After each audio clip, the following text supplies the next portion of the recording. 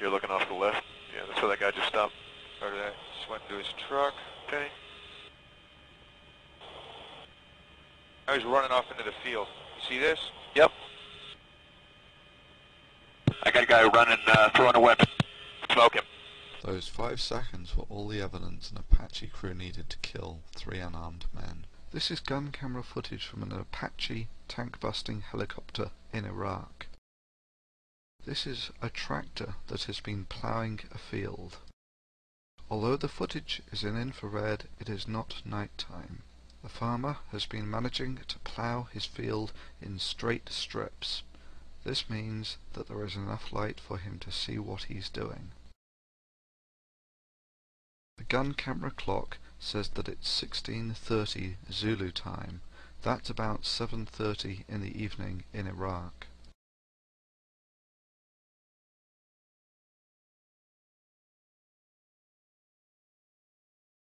Further, it is clear from the gun camera footage that the field is neither flat nor regularly shaped. There are further internal references within the gun camera footage that show that the field is not flat. Irrespective of perspective, vertical features are observed as vertical. The simplest internal reference for a vertical feature is a person standing up. It is also reasonable to assume, given that the helicopter is hovering, that the vertical crosshair of the gun sight is also a vertical feature. This is internally consistent, as when the gun sight is moved over an upright person, the two match. When a man runs out to meet the tractor, it is again found that the upright of the gun sight matches the upright of the person walking, with the exception of when he slows down to stop before the tractor. However, when the gun sight is moved over the tractor exhaust, it is found that the upright of the gun sight no longer matches the upright of the tractor exhaust. This means that the tractor is parked on a slope. Finally, when a man runs out to where the tractor is about to arrive, you get a sense of perspective that he is running up a hill, given that the man is an internal reference for a vertical feature. Let's now look again at these crucial 5 seconds that cost these 3 men their lives. Initially, a man runs out carrying a rod-shaped object up a slight incline and over the brow of a small rise. This rod-shaped object appears fairly thin, it's wrapped in cloth and tied at both ends.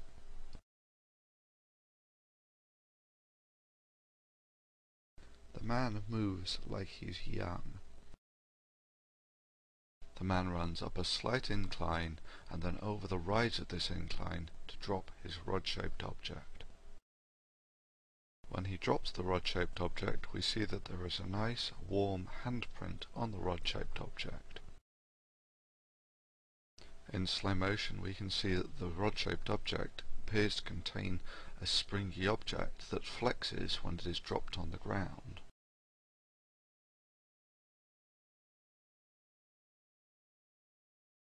Notice the similarity in mannerisms this guy has when he runs up this slight incline. First of all, when he drops his rod-shaped object. Secondly, when he runs out to meet the tractor driver. The rod-shaped object is circled in yellow on the left. We can compare its position versus various geographical markers such as bends in the field and the 2 trucks to work out that this rod-shaped object was dropped about 10 feet in front of where the tractor stops. So in summary, we know these guys are ploughing a field. We know that the field is irregularly shaped and not flat. We know that they are ploughing it at dusk. It's therefore reasonable to assume that the rod-shaped object that they have carried out are marker poles to actually help them plough an irregularly shaped field at dusk. Now let's see how the Apache crew appraises this situation. Yep. I got a guy running, throwing a weapon. Smoke him. This falls abysmally short of the standard of conduct I would expect from a professional First World Army. Over by the other side, he just dropped the weapon. I'm engaging. Roger that. Oh, we need one on your line. Want me to use the gun? Get the guy in the field. Get the guy in the field. Roger, right there. Clear to engage.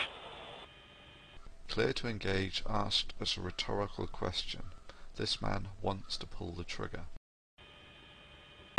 He threw it off in the field. He's running back to his vehicle. Clear to engage or no? Stand by. Having not received permission to engage, the triggerman asked the question again, but this time it's the reverse rhetorical question. Are you starting to lose a weapon? Positive.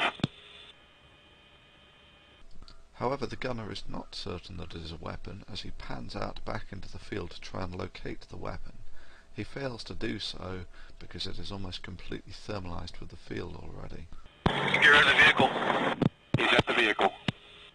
He's getting in the vehicle.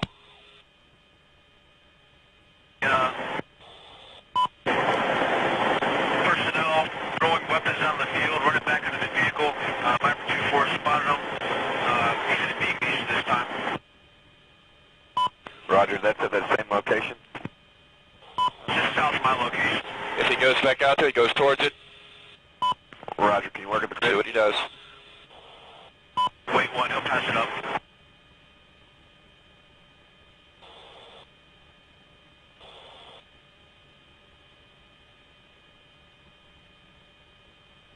So the guys on the ground are just standing around, and when they go out back into the field, you'll notice that they come out about 10 feet in front of where they dropped their rod-shaped object. Now he's running back. What's this other guy doing? Guys engaging. You see them with the weapons in their hands? They Yes. ran into the field. This is unforgivable. These people do not have weapons in their hands. You see them with the weapons in their hands? They Yes. ran into You see them with the weapons in their hands? Yes. the field and they threw it. Yep, engage. Smoke him. Roger, they did have And the weapon in their hands. They threw them down, ran Meet up into their with vehicle. engaging. Roger. From the chatter in the background here, it would appear that I am not the only one who has doubts whether these guys really were insurgents, and whether this really was the appropriate course of action. Roger. They did have And the weapon in their hands. They threw them down, ran Meet up into their with vehicle. engaging. Roger. In their hands. They threw them down, ran Meet up into their hands. They threw them down, ran Meet up into with the field and they threw it. Yep, engage. Smoke him. Roger. They did have And the weapon in their hands. They threw them down, ran Meet up into with their vehicle. engaging. Roger. 2-4 currently engaging.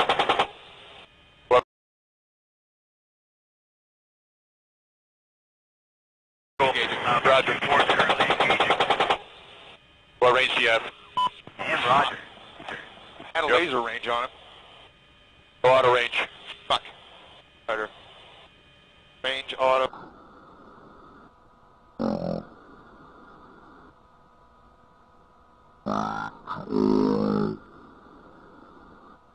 Alright, got auto range on it. Roger. Roger. Hit him. Engaging.